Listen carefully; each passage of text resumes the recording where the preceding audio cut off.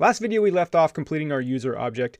This is a quick video to fix two little bugs that some students discovered throughout this process. So thank you to those students that have discovered it, commented on it. We're going to fix it. The first one is real quick and it involves that organization video we did.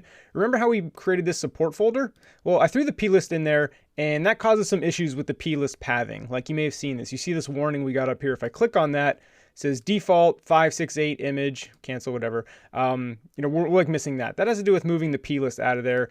So if we drag the plist just out of the support folder, because this messes up the pathing of like things for the plist. So don't put the plist in the support folder is the moral of the story. Do a Command B to build. Successful build. Let's run it just to test it to make sure the plist, because if you run it with the plist in that folder, like it won't work, and you get that warning. So running it, everything's good to go. There we are. So that's a real quick fix.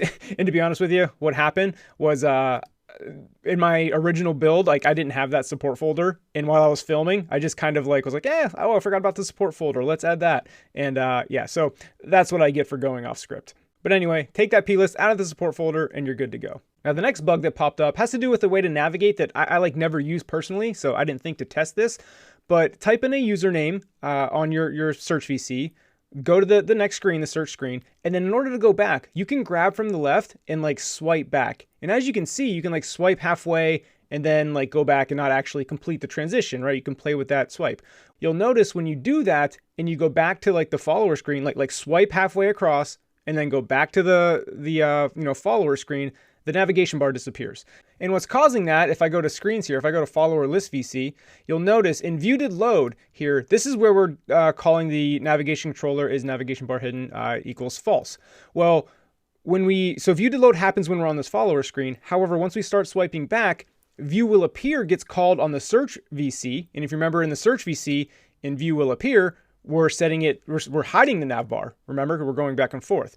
But because we're not fully completing the transition, like this gets called, so we're flipping it to true. But when we go back to the follower list VC in that swipe, like midway through the swipe, like view to low was already called. View to low is not getting called again. So we're never flipping the navigation bar like back to hidden again. So this is a weird bug. Again, I don't use this navigation, so I didn't see it. So thank you to Brett who found this. And so we're gonna fix that real quick. So as you might have guessed, the solution is to put this navigation bar code into view will appear. And then there's one more step after this that we're going to do too. So type in view will appear, super.view will appear as animated. And we're going to cut the navigation controller is hidden into view will appear. This way, like I said, when you're going like halfway back through the animation, now view will appear will be called, and then the nav bar will show back up again. But if we test this, as you can see, it's a little snappy. It's a little jarring. Like you'll see, we'll go back, the nav bar disappears, and then if you cancel the animation, the nav bar just like appears, right? It's kind of jarring. So in order to handle that, we're not going to use this is nav bar hidden equals false. And real quick, by the way, backing up, the only reason this is like an issue is because we're going back and forth between a view controller that doesn't have a nav bar and a view controller that does, it has a nav bar, but shows the nav bar, right? We're hiding it and not hiding it between two view controllers. So that's why this is like even an issue, right? If everything had a navigation bar shown, no issues at all.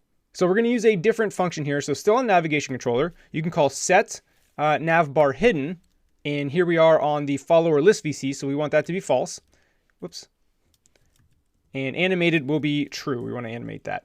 So we're going to use this same function on the search VC. Again, in view will appear. We're not going to use is hidden, but we're still going to do the same thing. We want it to be hidden on this search VC. Equals true, animated is true. Now, if we run it and test it, you can see the animation. We're kind of pulling the screen back, but the nav bar doesn't disappear. It's still there. And if you cancel the animation, it's still there. And then if you go ahead and complete the animation, the transition back to the search VC, that's there, smooth sailing. So small little tweak. And again, it's because I never use that navigation style. So I didn't even think to test it, right? It worked fine the way I do it. This is why there's whole like QA departments, right? It's very, very hard for one person to QA test an app, right? To do every single edge case. That's why it's great to have a lot of people test your apps because everybody uses the phone in a different way. And this is a perfect example of it. And I wanted to include this video because I think it's a good demonstration of that. So the bugs are fixed. I'm sure as we go through the next, 30, 40 videos, there may be more impromptu bug fix videos, but I actually like that idea because it kind of shows kind of the reality and how you can go back and easily fix these bugs. On to the next video.